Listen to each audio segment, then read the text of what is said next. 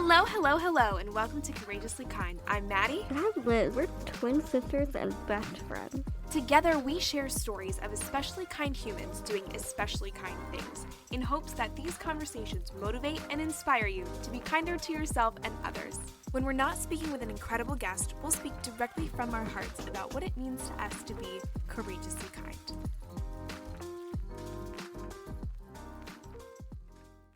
I think my cheeks hurt from this conversation. I think I smiled throughout a lot of this conversation. Which is interesting because you wouldn't really connect smiling. We're talking about climate news. Totally. But when you talk to Jacob Simon about climate news, you do smile the whole time. Absolutely. Jacob, we found him on TikTok. His TikToks have gone so viral and have reached so many people, and they reached us. And we just absolutely loved his mission to share positive climate news. And we had a wonderful conversation about positive climate news and about how good news can motivate us and inspire us to take action. And I think that is something that is so incredibly important. Absolutely. So motivating, too. Totally. We chatted about his incredible social media presence, but also something that just recently came out. It's called the Creator Pledge. And essentially, creators can pledge to not partner with big fossil fuel companies that are largely responsible for climate change. So that is a wonderful, incredible resource, which Jacob will tell you all about. But yeah, this is just such an awesome conversation. And although we aren't specifically directed toward climate topics or environmentalism, kindness to our planet is something that is so important and something that we are so passionate about. Yeah. So this is an awesome conversation. You can tell so much of his work is rooted in kindness, and just can't wait for you to hear it, and can't wait for you to check out his incredible social media pages too. My name's Jacob. I currently live in Brooklyn, New York, which has my heart. I love it here so much. I'm from Chicago, where I was born and raised. And I like to do a lot for fun. That's a great question. I like to be outdoors and active, which is kind of ironic being in New York. There isn't much nature. Yeah. I lived in Colorado for 5 years, and all I ever nice. did was hike and just stare at the stars all night. And I loved it so much. And I find pockets of nature here and there in New York. And then I don't know, I like to explore and do new things and eat good food. I love it. Amazing. Where has been your favorite spot to explore recently? I live really close to a big park in Brooklyn called Prospect Park. And it is massive. It's not as big as Central Park, which is the famous one in New York. But it's really fun. There are hiking trails where you're really just enclosed in trees and you can't tell that much that you're in the city. Perfect. So it's nice. There's a waterfall going on. There's big gorgeous. open fields if you want to play different sports or picnic. Love it there. Perfect. Amazing. That's awesome. That. Liz has a favorite icebreaker question that she has asked everyone this season. And we've gotten all Let's hear different answers. Yeah. If you were a kitchen appliance or utensil, what would you be and why? Without a doubt, I would be a spork. I travel with a little foldable spork. Perfect. And I love it so much. It's it folds into basically nothing. I always just throw it in my bag. That way I don't need to use the plastic utensils if I'm getting takeout or something like that. It's a superior utensil. You don't need anything else. You can cut with it. You can eat soup with it, salads, whatever it is, pasta. You're fine with the spork. I think anything else is overrated. So valid. So valid. Great answer. I love that. We need some sporks. We do. I think I own a spork. I've used one before, definitely, but you need to change that's a that. great answer. Totally. Yeah, they're elite. What are you today, Liz? Ooh, I think I am this glass taker. I think I'm this glass jar handle thing. Great answer. I like it. Great. I was going to go with a water bottle. Water bottle. Does that count as a kitchen appliance? I'll let it pass. She'll let us Okay. Got it. Okay. I love I don't have anything in it now, but I take this thing everywhere. Yeah. Nice. I always have to pee, but I got a green one too. Yeah, that's there a good you problem go. to have. Exactly. Our kidneys are working. We're good. We're good. Awesome. So we found you on TikTok, yes, where you post positive climate news. Where did the idea to start sharing positive climate news come from? And why do you think this is so important? Because we think it's so important too, but where did this idea come from? When I graduated university, I was lost and not sure what I wanted to do with my life. I actually, before that, was a pairs figure skater for my entire life. So when I was 7, I started skating. Thank you. Yeah, it was fun. I started skating and I never really wanted to. So I always wanted to do pairs. So I had a partner. So it's like me and basically a friend who I could talk to on the ice instead of actually like training. And I stuck to it. My plan was to like do it until I graduated high school and then move on and go to college. And my junior year of high school, I had a lot of success. I got good and I medaled at nationals and I made Team USA and I got sent to the Czech Republic and Germany to compete at junior Grand Prix. Yeah. That's awesome. It was so incredible. I was like so blessed and fortunate. And I was like, I can't stop doing this now. Like, this is so cool. Getting to travel, getting to meet all these people. Totally. And I stuck to it. When I graduated high school, I ended up moving to Colorado, as I mentioned at the beginning of our chat. And it's kind of where like a bunch of elite skaters went to. It's where their Olympic training center is in the US. And it's good like training at altitude. Yeah. And I was doing that for 5 years, taking university classes on the side. And I was studying communication and media just because I didn't really know what I wanted to do. Totally. And I was like, oh, I can do like whatever I want from that and I'll figure it out. Totally. And then I dislocated my right shoulder. I was doing a lift with my partner in practice and the weight got too far outside and it kind of snapped it out, stretched out the ligaments. And your ligaments are like taffy. Once they stretch, they don't go back. Really? Yeah. So it was like, if I moved it at all, it would just pop back out. And it was a long, painful recovery process. Yeah. It did work. Like, I don't have any pain anymore. I have full range of motion and strength, but it just took almost 2 years. Yeah. And by that point, I was kind of out of it. Yeah. So it would have been hard to get back into shape and compete at that level again. So I was considering like skating in some shows, maybe going that route, but then COVID hit and all the shows were canceled. I was like, okay, I need to find something else that I wanted to. So I kind of changed from 2 classes a semester to 7 and just graduated as fast as I could. Yep. and got that communications and media degree. And then I moved back home to Chicago in the thick of COVID, stayed there for a year. And I started working at a PR agency, doing a lot of copywriting for them and getting like into the mix of writing in general. And then I had always been interested in the environment. So I started taking courses. And I noticed pretty quickly in these classes that I was taking, there's a lot of negativity, a lot of doom and gloom. And it does reflect the reality of the situation a lot of the time. You know, you can't really sugarcoat a lot of things around climate, unfortunately. Yeah. But me and my peers were some of the most motivated people to work in this. We cared about it. We're willingly taking these courses and we want to work on climate solutions. Yeah. And it was still hard for us to be motivated and not feel like it's too late and to give up. So one of the courses I took had a capstone project and I teamed up with a partner from the class. Her name was Anushka. And we created something called Climativity, which is a combination of climate and positivity. I love it. And it was so great. We would curate all the good news we could find and post it like in a newsletter basically every week. I love that. And we got a lot of good reception. People seemed to get a lot of benefit from it. And we did for sure. Like it helped us stay positive. And I had built up a social media platform from some other things I had done, which is a whole nother story, but it was kind of dormant for a while. And I was like, well, why don't I talk about some of this news that I'm learning, like these topics that I'm learning about, and then incorporate the positivity into it. And I started doing that. And people really resonated with it. Like I said, it helped me from a selfish kind of angle, stay motivated and continue working in climate. So as I transitioned from this agency job to freelancing full-time for a bunch of environmental companies, I was doing this on the side and then just am continuing to do it today. I love that. So cool. We are also communication and media students right now, currently. We also took a class last semester that was climate justice. And like you said, it was a heavy course. A lot, I mean, very important to learn about and learn about all the nuances of it, but very heavy and like you said, very negative, which rightfully so. It's a scary thing, but it was a great class and very eye-opening. But I love that you saw this need to bring some positivity and hope and optimism to like this subject and people studying this subject. And I love that. Is Climativity, you said it's called?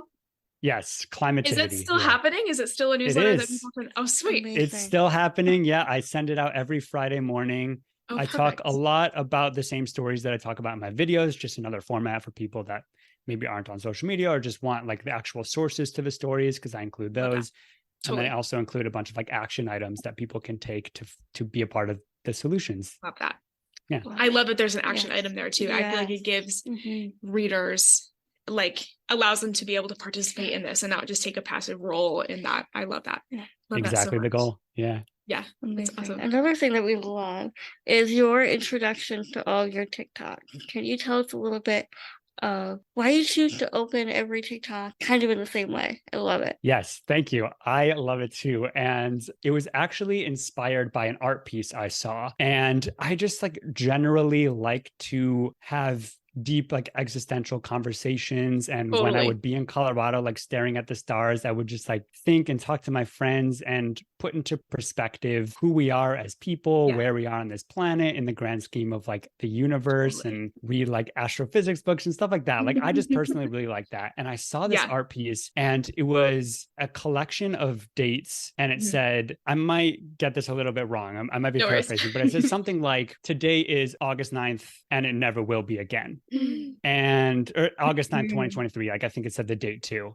Of course, Yeah. this was a while ago, so it had a different date. When I saw that, I was like I could feel like such a strong emotion to that. And I was Yeah. like, I had never thought about that before in my Totally. entire life, that like this day will never be repeated. Totally. And it makes you feel more special about Yeah. the day-to-day, the mundane. Like maybe you're working Totally. a job, maybe you're going to school, and every day isn't special Yeah. in the actions you're taking inherently, but every day is special because it will never repeat. And I felt like A, like it really resonated with me. Totally. And then B, similar to, you know, the feelings of sadness and being down and feelings of depression, just Mhm. around climate change or anything else going on in your life. I think that we can all use a little bit of a break from the heaviness of things going on Totally. around us. And I felt like combining this kind of vibe with the positive news stories that I'm telling, it can invoke a reaction in people where you take the good news and positivity and motivation that you get and kind of transform that into doing something about it. And it's Yeah. like, Love that. this is the only time it's going to be today. So let me act today. And look at all this good stuff that's going on around me. Let me be an active part of these solutions and Yeah. continue to make more positivity. So Love it. I was like, how can I kind of incorporate something similar to this? Yeah. And I landed on, for the first and only time, it's August 9th, 2023. And that's how I start pretty much all of my videos. Sometimes I switch love it it. up, but it's pretty much all of them. And yeah, I mean, a lot of people in the comments of many of my videos are like, I've never thought about that. And I'm like, I can Yes. relate, because I had the same reaction Totally. when I heard it. You know? Totally. We had that same Absolutely. reaction too. Yeah. It really does kind of like, Wow. not only does it grab your attention too, but it hits you in that spot of like, whoa, okay, I maybe need a reminder today to be Mhm. present and to, like you said, we get caught up in the mundaneness, our routines and that sort of thing, but to see today as a gift and something special, and this is the only day it's going to be today. Yeah, I think is so awesome. I think so too. I'm glad you agree. And I do think Good. that every day really is a gift. Like that is a cliche, but Totally. yeah, it gives you perspective. It's like, not that it's like, no matter what you're experiencing, and it can be really difficult, you Totally. can always take a minute and just take a deep breath and be like, it's Totally. going to be okay. There's all these people that they're working their hardest every single day to make the world a better place. Totally. And sometimes when you're caught up in the thick of things around you, it doesn't feel like that. Mhm. So by finding these stories, I feel like I can remind people that there are so many people doing so many great things. Totally. That is kind of our objective for this podcast too, is Mhm. to just remind people and share that with people Yeah. that are looking for that, because Yeah. you know, and to make it accessible for them Mhm. if they're looking for goodness, that it's out there. Yeah.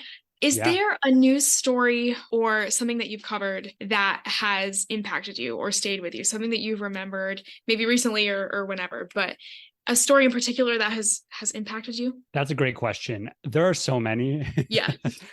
I try and find almost all my stories relate to the environment. That's what I'm passionate about. And that's what I work on trying to, fix. And it's a big range of things, from policy updates to different climate solutions to improvements in the natural world. Mm-hmm. I think myself and a big fraction of my audience really resonates with the natural world stuff. I think we all like animals, we all like forests. And to hear something like the Amazon rainforest deforestation in Brazil decreased 62 or 63% from this July to last July. Wow. Under the new president Lula, who has committed to completely ending deforestation in the country. Wow. Oh, that's amazing. And I think I have never experienced the Amazon rainforest. I would love to someday. Totally. But any kind of forest that I've been in, of course, the Amazon's probably the most famous. I've seen it in nature documentaries and just all these beautiful pieces of photography and videography around them. It's clearly such a special place that everybody wants to conserve. And it's home to so many different species, so many that we don't even know yet. And I think, such a substantial drop, 60% in just 1 year is really, it helps quantify what promises can really mean. Because we'll stop deforestation. Okay, it's kind of but are you a actually gonna, so to hear that, and there's another stat that I can't remember off the top of my head, but for the first 6 months, it decreased 33% or something along those lines. Wow. So it really is making amazing. Big progress. And it just really motivates me. It's okay, we can make a change, and let's keep doing it. Totally. And I think that's one of the things I struggle with the most about climate change is can we make a difference? Can an individual or can we as a country make a difference? And to see that there are countries out there that are making such a big difference, like you said, totally motivating and totally reaffirms that. Yeah. And I think perhaps even more so than countries, a lot of the time I get really inspired by people. Yes. There's a bunch of other environmental creators that are doing just really incredible things. They spark huge movements, unlike things we've seen before. I don't know if you were on social media when the Willow Project was trending and really just got so many people behind it and so many millions of signatures. And there's been several other campaigns. And just seeing what a person can spark. Of course, it's never somebody on their own, but they make a decision to make a video about it or to find out how we can make something better. And that has a domino effect to inspire so many more people to take action. And I've, helped out where I can. I think the people that really start are just so impressive to me because I would have no idea how to actually make this happen. Yeah, exactly. And then I can see on the back end a lot of the time the impact that it's having. I pick up my phone, I talk for a minute, and then I motivate thousands of people to make their voices heard and click on a link and sign a petition and donate and all that stuff. And it's I can see sort of the concrete payoff immediately. And then who knows the sort of immaterial payoff in the long run and how inspiring one person can inspire another person. And it can just have a snowball effect on the line. Totally. Oh, I love that. We totally feel the same. So much. Yeah. Do you have any advice for people who want to stay informed on what's going on with their climate, but don't want to fall into that doom scrolling or that very fear-based media? I think pretty much everyone I work with has this problem. And I work exclusively in the environment now. So of course, there's a lot of bad news coming out. There's also a lot of good news coming out, as I am living proof. And I talk about it every single day. And I'm not the only one. There are some other people that do as well. There's some other creators. Elena Wood is a science communicator, talks about positivity. There are Sam Bentley is someone who highlights a lot of positive climate solutions, and several others that are escaping me at the moment. And I think that it's important to not ignore the reality of the situation. And I don't think any of us do that, but to limit your intake. Doom scrolling, as you say, is just the absolute worst. And and it's so easy to get sucked in. I open TikTok to work, to post a video, and then 20 minutes later, I'm catch myself scrolling. What? Yep. Have I been doing? Wait a minute. I do not understand how they do it. They're so good at doing that. I know, right? And I think that consuming media purposefully is the Yes. key to stopping that. Totally. It's choosing who you're following, who you're engaging with. It's choosing what Mhm. publications you're reading, what newsletters you sign up to, Mhm. and limiting yourself. If having time limits on your social media Yes. apps, stuff like that, where you can have sort of safety measures to catch yourself Yeah. in that doom scroll. Totally. And then, like spending some time looking for the good, because I Yeah. spend a lot of time now. Obviously, part of my job is to highlight the good. And Yeah. there is a lot. There really is a Good. lot. And the more I look for it, the more that I find. And love that. some days, like there's literally too many stories for me to even cover, Oh my which is gosh. such a good problem to have. And I have to Totally. be like picky and like decide which ones are my favorite, which like is so incredible. Yeah. And it's just accelerating. There's Yeah. more countries taking action. There's more solutions. There's just so much more Good. happening right now than ever before. And I Yeah. think if you take the time to find that and to really Mhm. see it, you'll start to understand that it's the truth. Totally. Yeah. Absolutely. Absolutely. We talked with the founder of Good Good Good. I don't know if you're familiar with Good Good Good, but he Yeah. said very similar Mhm. advice of setting boundaries for yourself, limiting yourself, but also looking for the good and, Yeah. and making that intentional choice when you're looking through news and media. I think that's so important. Yeah. I also have another suggestion, Yeah. totally unaffiliated with this app, but there's an app called OneSec, and you hook it up to your social media platforms. And when you open any social media, it automatically opens this app instead and makes you take a deep breath. Absolutely love that. Ooh. It's so incredible. It's like slightly annoying, but to the point where like it needs to be, because it makes you Yeah. be conscious. Totally. It makes you take 10 seconds and be like, do I actually want to open Instagram right now? Totally. And if you do, then you press, yes, I do want to open it. And maybe like you can have an option to say your intention of why you're opening it. So if it's Love like that. DMing a friend or working or bored or whatever it is, you can voice that. And then you're never just mindlessly entering an app. You can hook it up to any app. I've obviously done it to social media, and decreases your screen time without a doubt, because you I need that. yeah, it's like a conscious decision anytime you Yeah. open, instead of just like a mindless tapping that happens so much. So Totally. I highly recommend it. There's a few other apps that do kind of a similar thing. The one I use is called Sweet. OneSec. And One it's a sec. game Got changer. it. Oh, I need that so bad. Me We both too. have talked about like that is a huge goal of ours, is like getting screen time down. And it's hard when you make content, like you said, Yeah. on platforms like TikTok. I find myself stuck on TikTok for way too long. So I'm definitely going to check that out. One sec. We'll link it in the description too. You shared something on your Instagram about an article you were featured in about the Clean Creatives initiative. What is that? And what is you mentioned the Creator Pledge. What is that? And how can people get involved with that if they want to?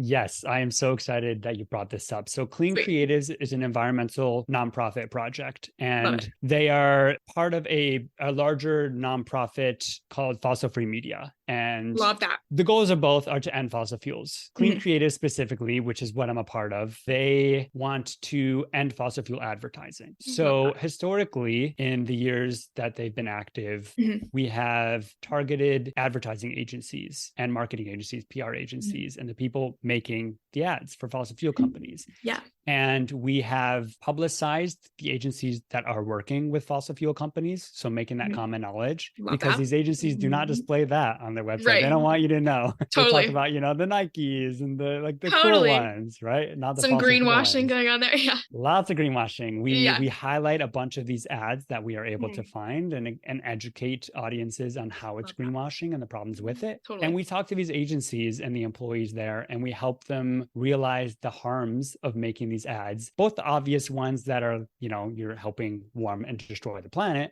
but also the ads or the harm specifically for these agencies. So it's a reputational hazard. There's more lawsuits than ever before coming to these agencies and fossil fuel companies for greenwashing, misleading ads. Young people don't want to work for you if you're making fossil fuel ads or have any connections. And that's where the talent is. So long term, it's a bad business decision to continue working with these fossil fuel companies, because you won't have anyone making your ads. You'll become a worse agency over time. And then, you'll make less money in the long run. So these giant big oil companies that have a lot of money, of course, they can pay a lot to make ads. Totally. Unfortunately, it's still not a good business decision. It might Right. feel good in the moment, but the long term, it's absolutely not. So we talk to these people, Totally. we have conversations with them. We I love have that. conversations with people that are at agencies that are currently making fossil fuel ads to maybe have some sustainable initiatives from the inside. Love We that. go to events and do like fun, flashy activations and get to talk to these people. Yeah. And then more recently, the creator pledge that you just brought Yes. up is, of course, targeting creators and influencers specifically. And Love it it. came with the kind of revelation that creators are making so many more ads now and having even more reach than a lot of traditional advertising is, and perhaps Definitely. more influence than a lot of agencies, even the top ones. Mhm. And they're more trustworthy. The ads feel more authentic. Unfortunately, big oil has kind of gotten their claws into some of these creators and paid people to make ads promoting Shell and Exxon and BP and Wow. these, Yeah. these different oil companies. And we want creators to understand the same thing, that it's not Totally. it's not the right thing to do. And Yeah. no matter how much money they offer you, it's still not a good decision for the planet, for yourself, for your reputation, for your content, for your audience, like so many things. And we have a bunch of people that have signed on already. It's for Sweet. anyone that is a creator. So whether that's video or audio or writing or just any platform you have, yes, case in point, Totally. to Yeah. very simply just pledge to not work with fossil fuel companies now or in Love the future. that. Love that.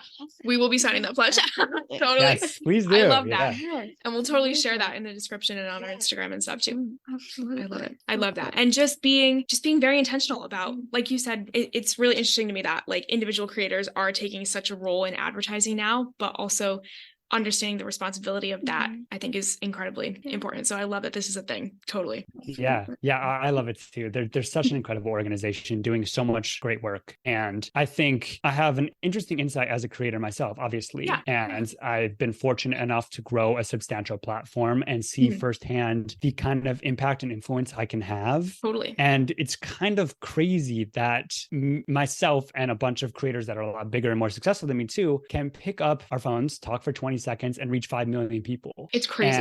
And for free too. Like we're not paying to get it like traditional media companies are. So it really is a lot of power and kind of pressure to do the right thing. And it's not always obvious to do the right thing. You know, the couple hundred of creators that we've seen make fossil fuel ads, perhaps they didn't know that what they were doing is the wrong thing. I don't know what was included in these fossil fuel briefs. There is so much greenwashing in fossil fuel companies that a lot of the time it does feel like they're doing the right thing. And they pretend like they're investing in renewable energy and doing, you know, these net zero plans that are not reflected in reality. But if you didn't do the proper research or you were kind of just like misled, perhaps giving you the benefit of the doubt you didn't realize. So it's, it is a lot of pressure and responsibility. And I think that's also why we're trying to educate as many people as we can on the reason that you're doing the wrong thing. And it's not necessarily trying to shame you excessively and being like you did the wrong thing. You did do the wrong thing if you make these ads. And here's why. And here's how you can be better in the future. Yes. Love that. I love that so much. One last question before we let you go. This has been awesome. This is such a wonderful conversation. It was such a joy to meet you and chat with you today. Likewise. What does kindness mean to you? I love kindness, obviously. I think that kindness is super important. It's something that we can all give and receive a lot more. And actually being kind was one of my sort of New Year's resolutions. It was spread more kindness and give more compliments. And I think it came from a book that I read talking about giving compliments to strangers. I love it. That's never been like inherently easy to me. I'm not sure why. Like a lot of the time I'll be like in public and see someone's shirt and be like in my head, oh, that's a really cool shirt, but I just won't voice it out. And I kind of challenged myself to like, if a thought like that comes into my head, why not just say it? And it's, you know, a good sort of ROI, so to speak, like return on investment in the fact that you feel better when you give someone a compliment, because if you're doing it right, it makes both yourself and the receiving end happier. And, you know, you feel warm and fuzzy, both of you most likely. And, you know, the smiles that you'll receive when you give someone a compliment. So there's kind of like a selfish reason to do it. Authentically, of course, it needs to be authentic for it to actually work. And also people that receive compliments are more likely to give them. So it's kind of a way of like paying it forward and spreading positivity beyond yourself. Also from a book that I read, and I really wish I could remember what it was, It talks about how if you voice over more compliments, whether it's subconscious or conscious, you will regard yourself as a more generous and caring person and kind of inflate your ego and make you feel like a better person. Totally. And it has, the radiating effect to those people around you. And there's no downside. Like it just makes everyone happier. It makes the world a better place. And there's no reason to not be kind in this world, in this glimpse of time that we have to be here. So I think that I can still improve. I'm doing my best, trying to stick to that. That's all we can do, right? Yeah, exactly. Totally. And obviously why I'm so overjoyed to be here on this podcast where you two are talking about positivity and being kind as well. And I think it's so important. And I really hope you keep doing it, because this was such a pleasure to meet both of you and see the great things you're doing. And B, it really does have, compounding, outward flowing energy and effects that you may not even know. You will know a lot of them and they'll come back around to you, and you won't know a lot of them too. And it'll just be out there in the world and putting good vibes out. Totally. We couldn't agree more. Yeah, oh my gosh. Thank you for what you do. Thank you. How can people find you, support you? How can they get your newsletter? How find the Clean Creatives? All this good stuff. Yes. Okay. I'll run down the list. So my social media platforms, they're all at Jacob Simon Says. Perfect. And that is mostly TikTok and Instagram. Perfect. And then the newsletter is Climativity. So that's climativity.com. It's a combination of climate and positivity. Love it. And then Clean Creatives, they are at cleancreatives.org. Perfect. And they're also on social media, just at Clean Creatives. Perfect. And we'll link all these in the description so people can find them and see them. Amazing. Oh, this was awesome. Thank you so much. Thank you for what you do and who you are. This is awesome. It was so nice to meet you. Of course. Yes. Great to meet you too, Maddie and Liz. And let's do this again sometime for sure. For sure. Excited to see this progress and continue. I think it can be easy to fall into cycles of doom scrolling, and it's easy to get overwhelmed by this feeling of like climate change is something that is big and scary and affects us in big ways. But what can we do about it? How can we get involved? How can we take action? It can be easy to feel small. It can be easy to feel significant in the scheme of our planet. But people like Jacob are working to motivate people to just start, to just get involved however you can. And there are a lot of incredible organizations out there providing resources for people that just want to learn about the climate and learn about what is being done to take action against climate change. Really, really just incredible, important, significant work is being done, and Jacob is totally at the forefront of that, and we are just so grateful to get to talk to him today and just to get to meet him. I mean, everyone we have on the podcast is so wonderful. I could tell from Jacob's email response to us that he was like so excited to chat with us, and so we were so excited to chat with him too, and it was just a really awesome conversation, and so grateful for him, for the work he's doing, and for who he is as a person, and the way he prioritizes kindness in his life is just, it's really beautiful and really awesome. So huge thanks to Jacob. If you want to check out his Instagram and his TikTok, they will be linked in the description. If you want to check out the Clean Creatives, the organization that he mentioned in this episode, you can check out that in the description, and take the Creator Pledge as well. If you are a creator or want to be a creator, very important stuff, very good stuff. So again, huge thank you to Jacob. Yeah, I always leave these conversations feeling motivated and inspired, and we hope you do too. Take good care, and we'll see you back here Real soon. Bye. We'd like to give a huge thank you to Anawalt's Landscape Contracting for their support of Courageously Kind. Anawalt's is a family-owned landscape contracting company in Berks County that has served Pennsylvania for over 35 years. If you're ready to get your landscaping project started, visit anawaltlandscape.com or call 610-916-7070. Anawalt's Landscape Contracting, beautifying Pennsylvania 1 yard at a time. Thank you so much for listening. If you like this episode, feel free to share it with your friends, your family, or anyone you think might like it too. And if you want to support the show, leave us a review on Spotify or Apple Podcasts. It really does help. Or check out our merch store at courageouslykind.org. Take good care, and we'll see you back here real soon.